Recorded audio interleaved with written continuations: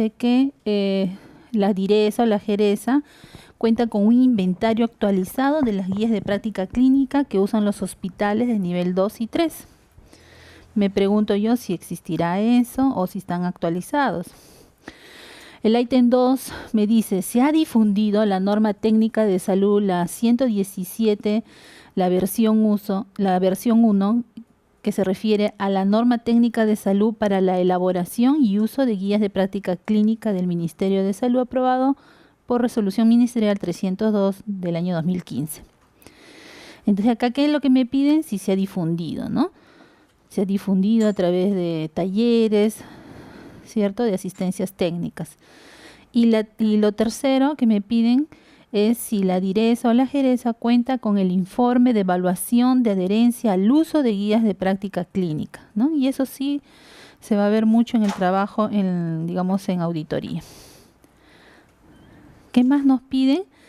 Si se ha dispuesto la evaluación de la adherencia al uso de las guías de práctica clínica y si se ha difundido el documento técnico, ¿no?, respecto a la metodología para la elaboración de guías de práctica clínica.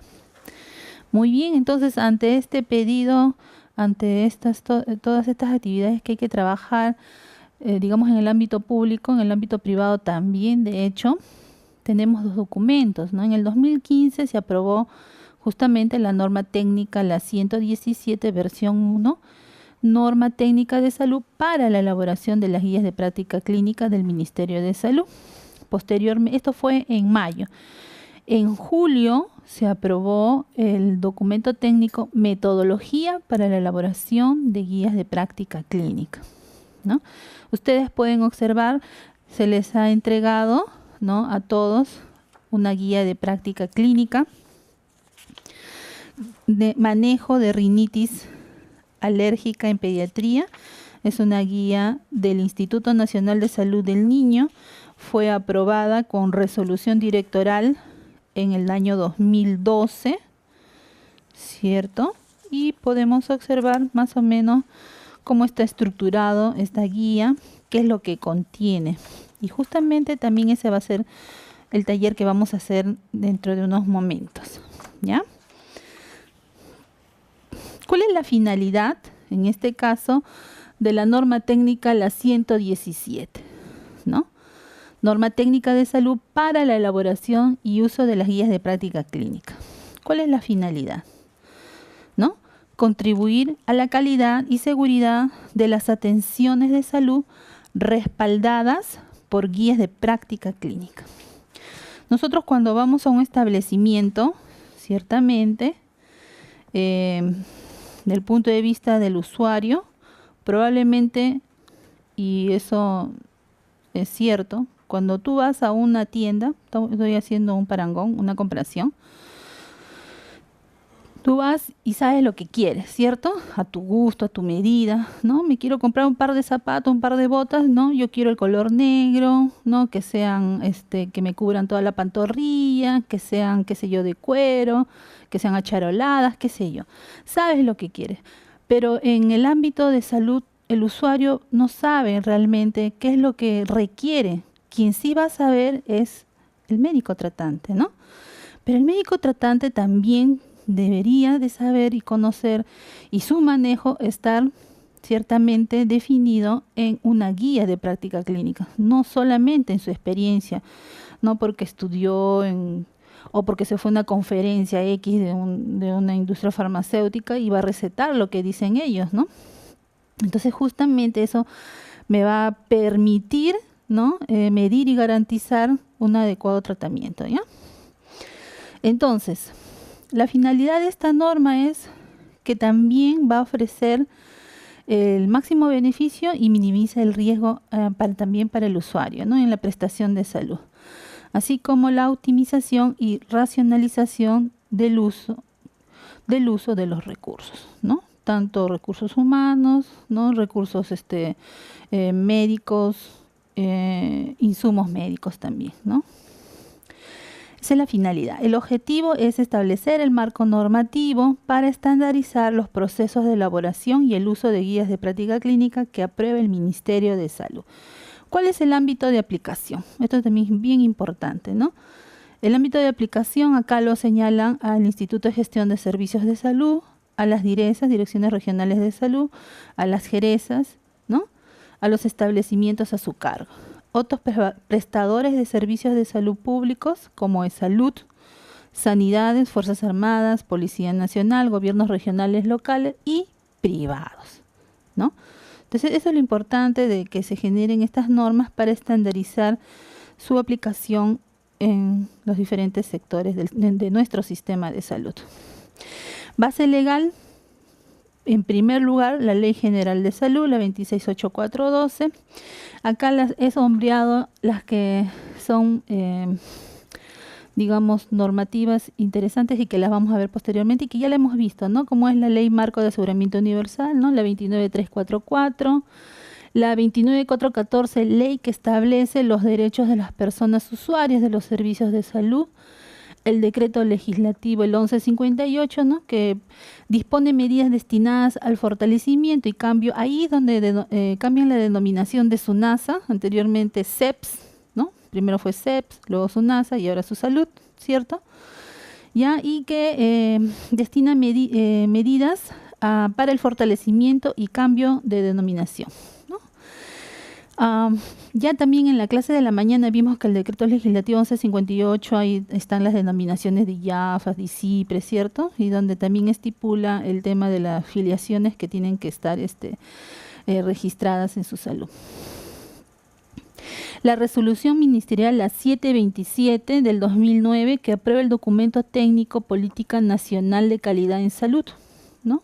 Es la más cercana, porque vimos que del 2005, ¿no? Era la resolución que aprobó el sistema de gestión de calidad.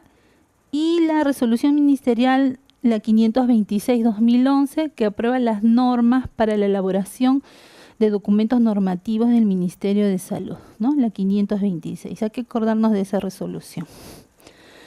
Bueno, disposiciones generales. Hay ciertas definiciones que nos presenta esta norma, y una de ellas es respecto a la GRI 2, ¿no? Que es un instrumento que nos va a permitir evaluar el rigor metodológico y la transparencia con la cual se desarrollan estas guías, ¿ya? La guía, ¿qué cosa es una guía de práctica clínica? Es un conjunto de recomendaciones, ¿no? Desarrolladas de forma sistemática para ayudar a quién, al profesional de la salud, pero también al paciente, ¿no?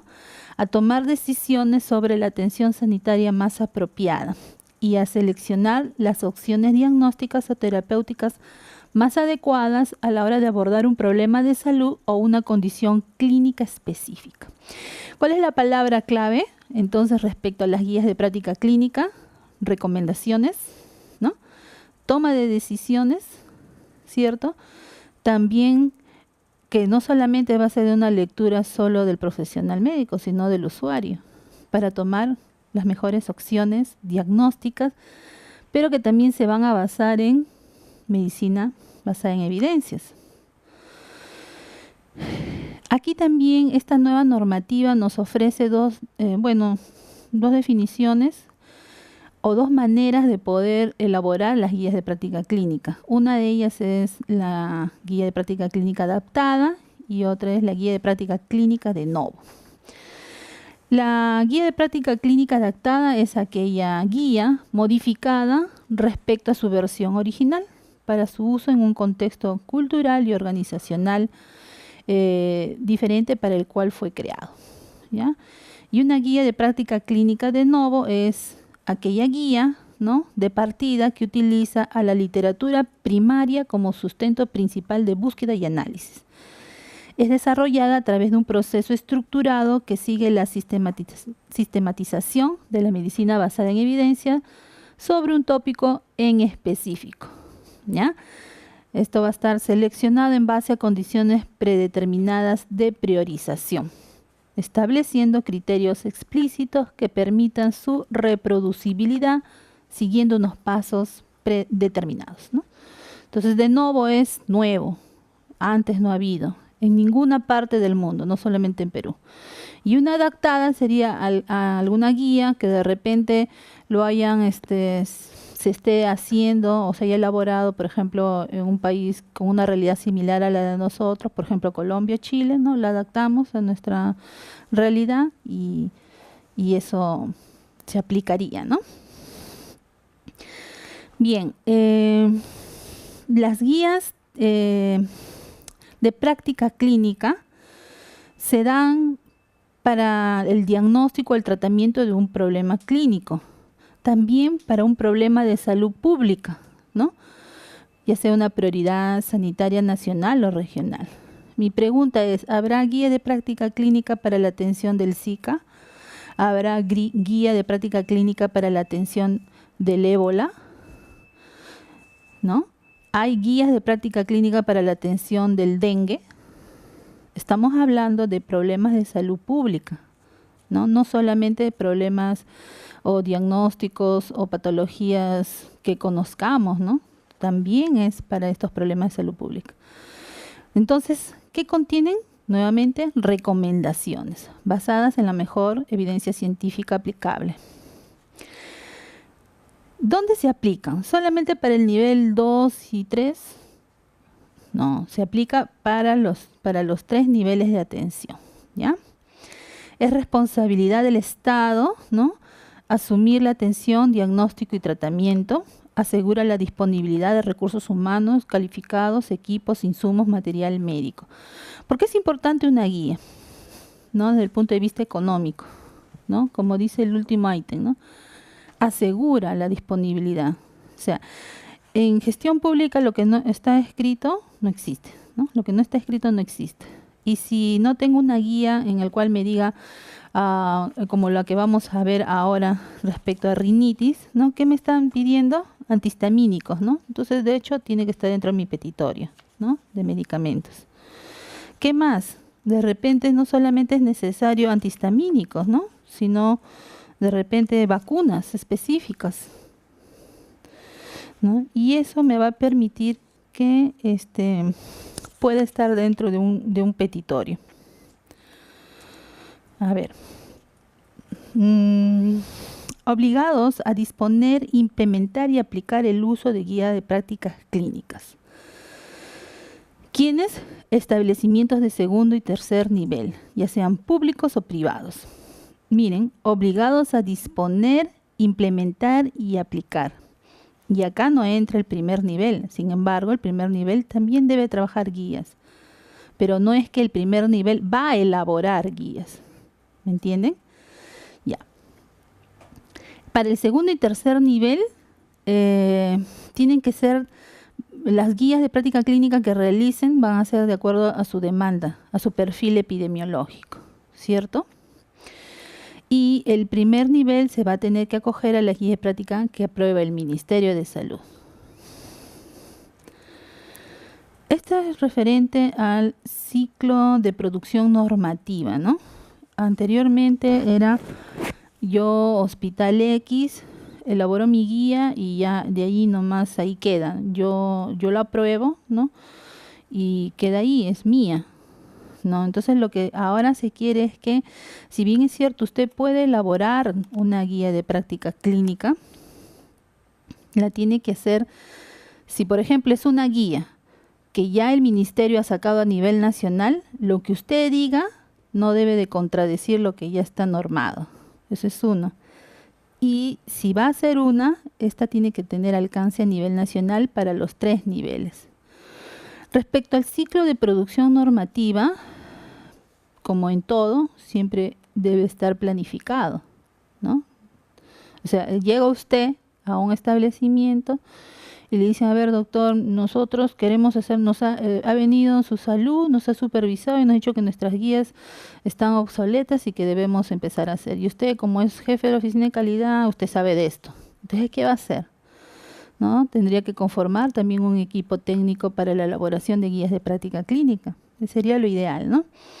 Entonces, se tendría que planificar y esto tendría que estar inserto, ¿no?, en nuestro plan operativo anual para que tenga su presupuesto. Porque si no hay presupuesto, ¿cómo lo van a realizar? porque como posteriormente lo vamos a ver, esto necesita recurso humano, necesita equipos, necesita tiempo, ¿no? Y dinero inclusive para ingresar a ciertas páginas web. Luego viene la etapa de formulación de la norma técnica de salud, ¿sí? Viene la etapa de aprobación, luego viene la etapa de difusión, ¿no? Hacia las unidades orgánicas del establecimiento. Luego que lo difundo, viene la etapa de implementación, ¿no? A través de asistencias técnicas, y luego viene la etapa de evaluación. Y así, ¿no? Entonces este es un ciclo continuo, ¿no? Nos hace recordar al ciclo de Deming, ¿no? Pasos para la elaboración de una guía de práctica clínica. Son 8 pasos según esta norma. El primer paso es de preparación, ¿no? Ya tengo las condiciones, ya por ahí nos observaron, entonces tengo que trabajar guías, me preparo. Luego viene la etapa de formulación, ¿no? En formulación aquí hay un aspecto que a cada uno lo vamos a ir viendo más adelante. Aquí viene lo que se llama la declaratoria de conflicto de intereses, porque en la etapa de preparación yo ciertamente necesito conformar un equipo, ¿no? Que se llama el Grupo Elaborador de Guías, el GEP. Pero este Grupo Elaborador de Guías se supone que son investigadores, ¿no? Pueden ser médicos de diferentes especialidades, ¿no? Pueden ser gestores, ¿no? Pueden ser metodólogos. A ellos yo los convoco, ¿no? Pero en la segunda etapa de formulación, ahí viene la declaración de conflicto de intereses. Quiere decir que muchos o los integrantes del grupo elaborador de guía puedan tener algún acercamiento, ya sea laboral, amical, qué sé yo, con alguna industria farmacéutica X, ¿no? Y justo vamos a hacer una guía en la cual se va a requerir de esta industria. Entonces ahí se tiene que sincerar para evitar o bien te retiras o bien habría que hacer una declaración, porque al final de cuentas, para evitar el tema de que una guía la puedan desechar posteriormente, ¿no? Entonces de eso se trata. Luego viene la búsqueda y evaluación de guías de práctica clínicas existentes, ¿no? Entonces ahí echarse a buscar a los repositorios, buscar en las páginas web, ¿no? Todas las guías que se encuentran en relación al tema que ya se ha podido definir. Luego viene la etapa del cuarto paso, desarrollo de la guía, ¿no? Ahí es donde estableceremos si hacemos una guía de práctica clínica de novo o una guía de práctica clínica adaptada, ¿no? Si consideramos que es una guía de práctica clínica de novo, también hacemos una búsqueda sistemática, ¿no? Se realiza la evaluación de la calidad de la evidencia, ¿no? Que encontramos justamente para la formulación de las recomendaciones, y acá se utiliza la metodología GRADE. Se elabora una tabla de resumen y luego la formulación de recomendaciones. El quinto paso tiene que ver con la redacción de la guía. El sexto paso con la validación. Ya esto viene a ser una evaluación externa de pares. El séptimo paso es la aprobación mediante resolución ministerial. Y el octavo paso es la publicación y difusión. Lo que les comentaba, ¿no? De la aprobación de guías de práctica clínica ante situaciones de emergencia o urgencias en salud pública, ¿no? La autoridad sanitaria aprueba las guías de práctica clínica ante situaciones de emergencia o urgencia en salud pública cuando lo considere necesario para proteger el bien público en salud. Quiere decir que para elaborar este tipo de guías ya no necesariamente van a ser las de novo o las adaptadas y se van a demorar, ¿no? 6 meses, ¿no? Esas son rápidas. Estas guías podrán ser de cumplimiento obligatorio en todos los establecimientos de salud público y privados si así lo especifica la autoridad sanitaria, ya en el ámbito de aplicación de la propia guía, por tratarse de una situación de emergencia en salud pública. El literal 6.43 dice: el proceso de elaboración en estos casos no se sujetará a lo dispuesto en el numeral 6.3 de la presente norma técnica. Y el numeral 6.3 nos indica los 8 pasos, ¿no?, que hemos estado viendo para la elaboración. A ver. La Autoridad Nacional Sanitaria designará al órgano o órganos de línea responsables de su elaboración o conformará un comité ad hoc para elaborarla en el tiempo perentorio que se indique, ¿no? Los responsables de su elaboración deben asegurar que el proyecto se basa en la mejor evidencia científica disponible y la medicina basada en evidencias. ¿Quién de ustedes trabajó o tuvo de repente alguna experiencia cercana con el tema del ébola? ¿Alguno de ustedes? ¿No? Cuando hubo el tema del ébola, fue el 2014, pues, ¿no? Ahí habían guías de prácticas para la atención de los pacientes extranjeros que pudieran llegar con este virus y cómo debían ser trasladados, inclusive las ambulancias, ¿no?, cómo tenían que estar revestidas por dentro y qué equipos de protección personal debían usar el personal de salud, ¿no?, y qué tipo de medicamentos debían usar. Es más, hasta la gestión de residuos sólidos también todo estaba ya estipulado, porque no iba a ser lo mismo que cuando yo elimino un residuo de sangre de un paciente que no tenga ébola, ¿no? En este caso sí todo fue muy, digamos, más estricto. Ya. Esto es respecto a la presentación del expediente para aprobación, ¿no? Como les mencionaba, hay 2 opciones para desarrollar una guía de práctica clínica, ¿no? Vamos a denominarla A para cuando se desarrolla como una guía práctica clínica de novo y B como adaptada. En ambos se tiene que elaborar una versión en extenso de la guía de práctica clínica, ¿ya? Y otra versión, estructura resolución, ¿no? En este caso, esta sería una versión para presentarla para una resolución ministerial. En este caso es una RD, resolución directoral, ¿ya? ¿Qué debe contener el expediente? El expediente debe contener el anteproyecto de la guía de práctica clínica, ¿no? Tiene que contener el sustento técnico, costo-beneficio y la versión de la guía de práctica clínica en extenso. El expediente debe contener el sustento necesario del proyecto propuesto, pero el órgano proponente debe conservar de manera ordenada todo el material bibliográfico usado para la elaboración del proyecto, ¿no? Entonces, detrás de esto, de estas 17 páginas, hay más, ¿cierto? Pero todo ese expediente debe estar contenido.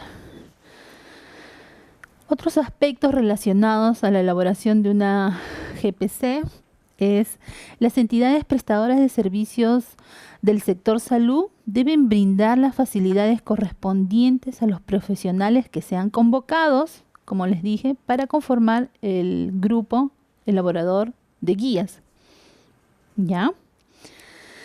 Ellos deben tener un cronograma de trabajo estructurado dentro de su trabajo ordinario, según el régimen laboral al que pertenezca. Y acá va el tema para los que trabajan en el sector público, ¿no? Entonces, si a mí me han contratado como asistencial, yo voy a tener que dejar de atender a mis pacientes para ponerme a trabajar temas de guías de práctica clínica, y de verdad que en la práctica hay mucho problema al respecto, ¿ya? Pero, bueno, la normativa te indica sí. Sin embargo, en la práctica no se da, ¿no? No se da, porque tienes que atender a tus pacientes y de ahí, entre comillas, tus 4 horas asistenciales y tus 2 horas administrativas. En esas 2 horas tendrías que trabajar todo este tema de guías. ¿Qué más dice? Los productos farmacéuticos recomendados en la guía deberán ceñirse al petitorio nacional único de medicamentos esenciales. Sin embargo, en el numeral 6.63 dice, de manera excepcional se podrán incluir la posibilidad del uso de aquellos medicamentos que se encuentran fuera del petitorio, al igual que los dispositivos médicos y productos sanitarios, y que se ceñirán al procedimiento establecido para su autorización de manera especial.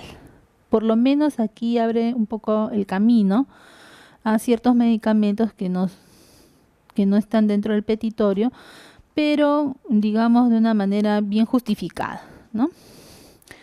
La evaluación de la calidad de la guía será utilizando la herramienta del AGRI2, ¿no?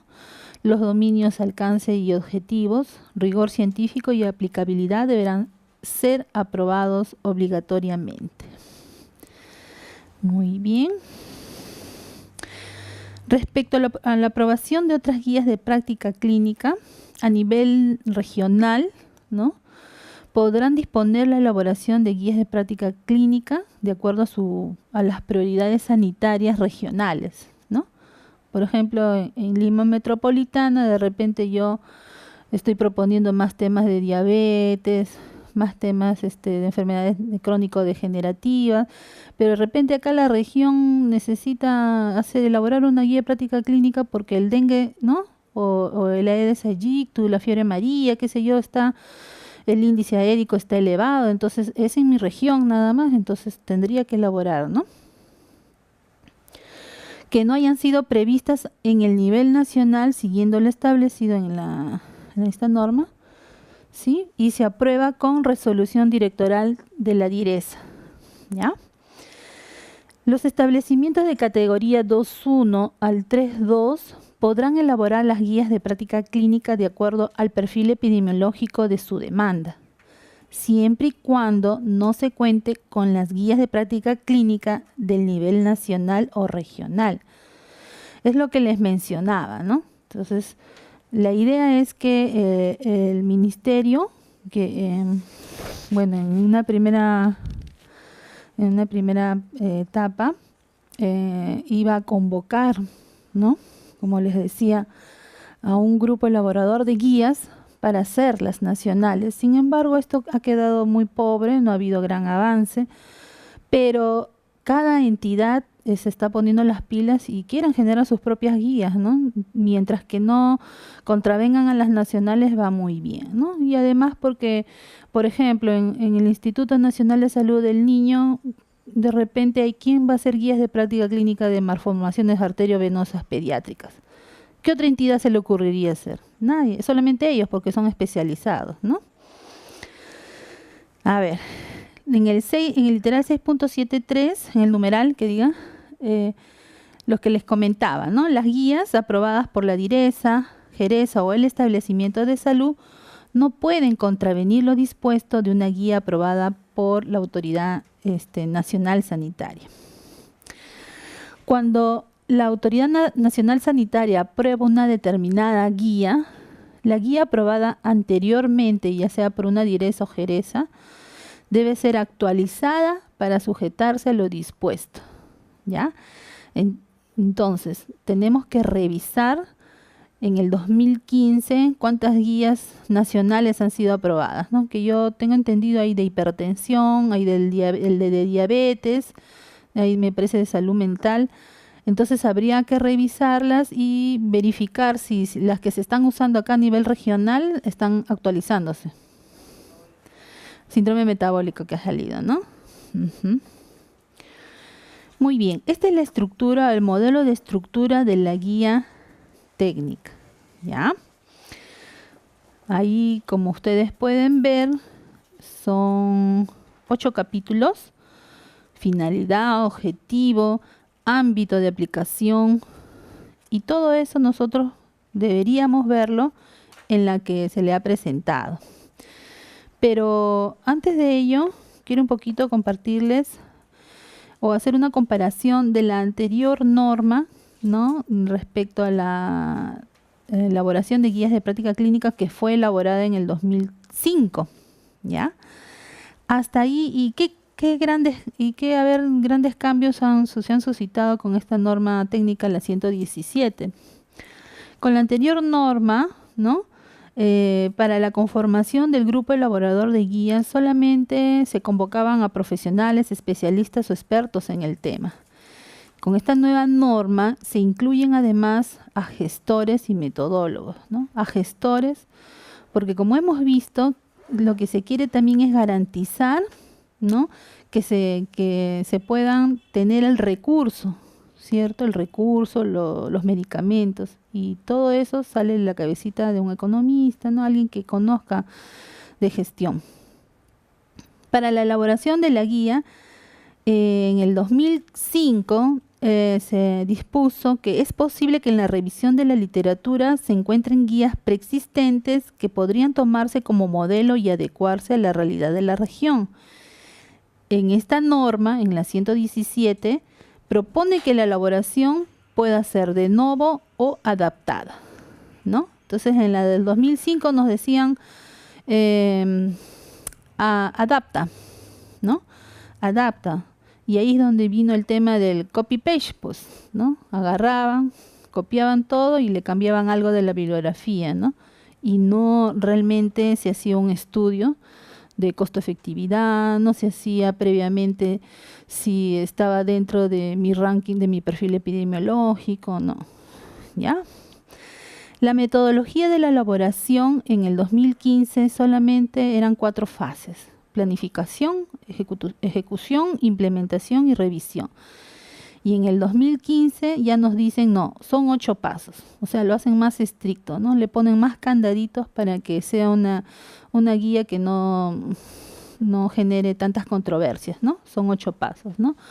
Preparación, formulación, búsqueda y evaluación, desarrollo de la guía, redacción, validación por pares, aprobación y publicación y difusión.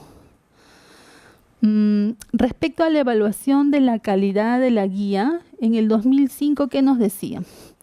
Recién en la post-validación podría utilizarse el instrumento AGRI.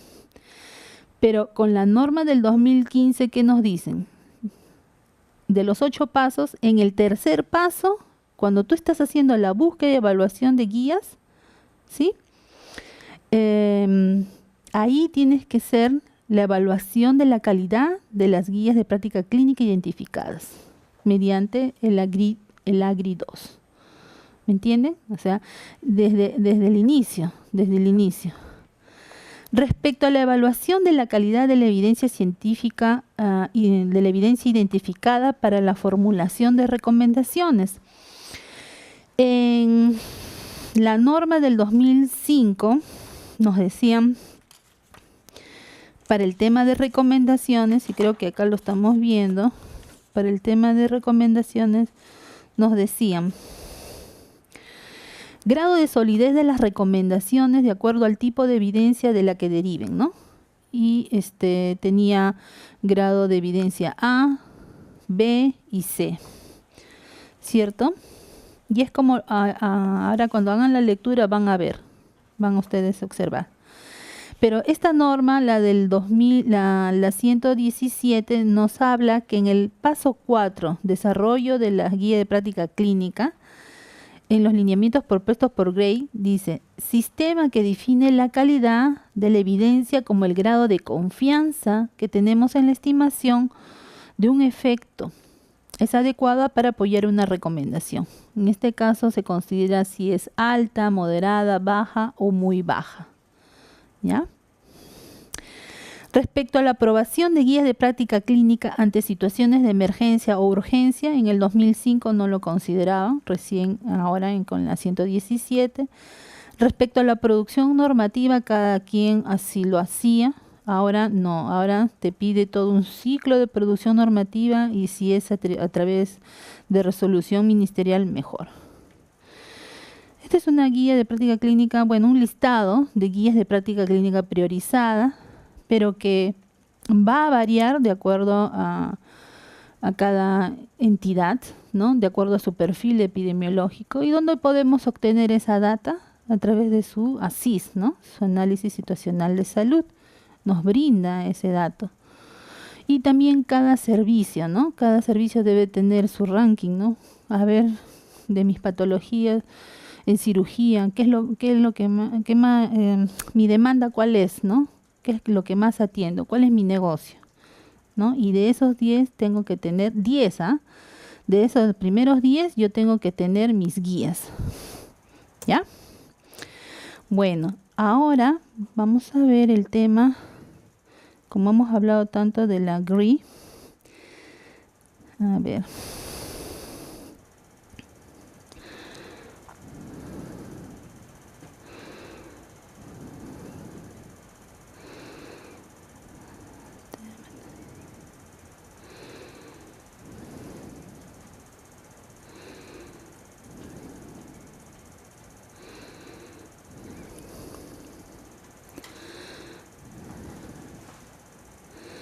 Ya.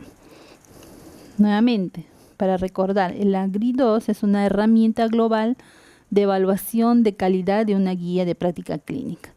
Nos va a permitir identificar sus puntos débiles. ¿Ya?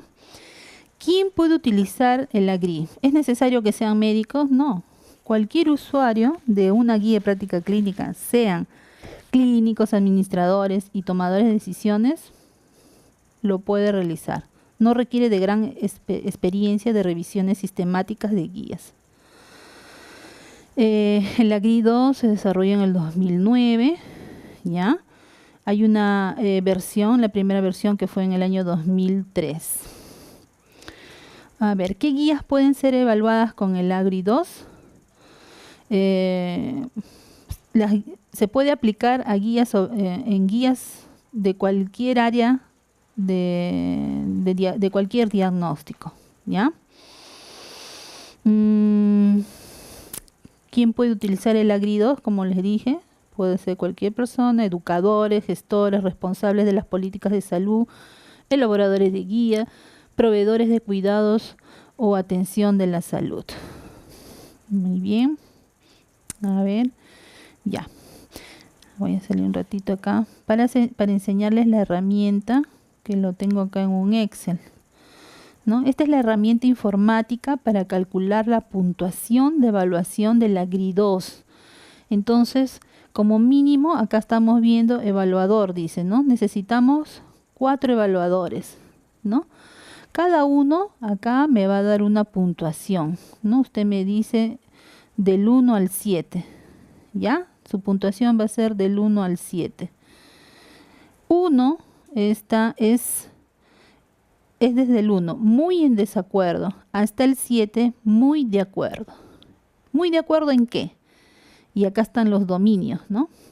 El dominio 1 tiene que ver con el alcance y objetivo, ¿no? Entonces usted cuando hace la lectura de esta guía, ¿qué va a decir? El objetivo general de la guía está específicamente descrito. Si ustedes observan, ¿no? Saquen su hojita, su guía que se le ha entregado. Ustedes.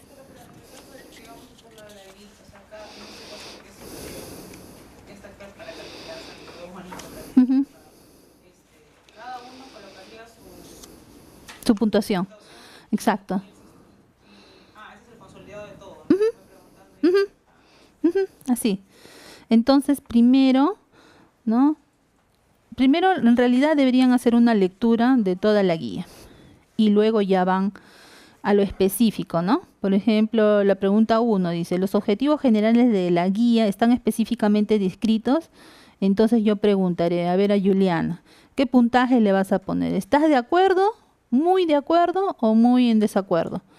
El puntaje es desde el 1 hasta el 7, ¿ya? 1 es muy en desacuerdo y 7 muy de acuerdo.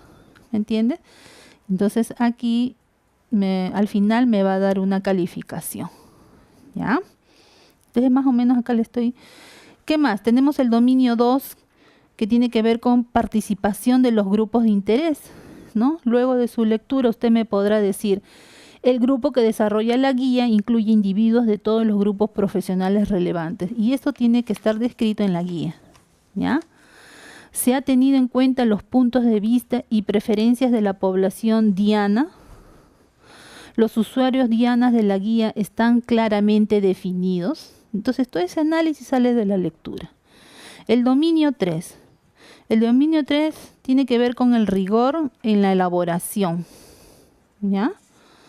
El rigor de la elaboración. Ahí tenemos 2, 4, 6, 8 preguntas. ¿Qué me pide? ¿Se han utilizado métodos sistemáticos para la búsqueda de la evidencia? Acá debe estar. Debe decirlo. ¿Los criterios para seleccionar la evidencia se describen con claridad? ¿No? Y así sucesivamente. Tenemos el cuarto dominio, la claridad de la presentación, que tiene que ver con las recomendaciones específicas. ¿Son específicas o son ambiguas? Entonces, si yo acá recomiendo, debe usar antihistamínico, es claro, ¿no? Pero si me dice podría utilizar o no antihistamínico, es ambiguo. O sea, acá me tienes que definir qué es lo que debo de usar en mi terapia. El dominio 6 tiene que ver, el dominio 5 tiene que ver con la aplicabilidad, ¿no? La guía describe factores facilitadores y barreras para su aplicación, ¿no? La pregunta 19. La guía proporciona consejo y o herramientas sobre cómo las recomendaciones pueden ser llevadas a la práctica, ¿no? El dominio 6 tiene que ver con la independencia editorial, ¿no? Los puntos de vista de la entidad financiadora no han influido en el contenido de la guía. Entonces, son 23 preguntas y al final usted me va a decir si va a valorar la calidad global de esta guía, ¿no? Usted me puede decir, ¿es de buena calidad, de más o menos la calidad o de muy alta calidad? ¿Ya? Y así vamos a obtener nuestra valoración AGRI, ¿no? Acá está. Escala de evaluación. Como dice, la metodología dice al menos 2 evaluadores, preferiblemente 4, ¿ya? Debe haber comentarios por cada ítem. La puntuación es independiente por cada área según fórmula.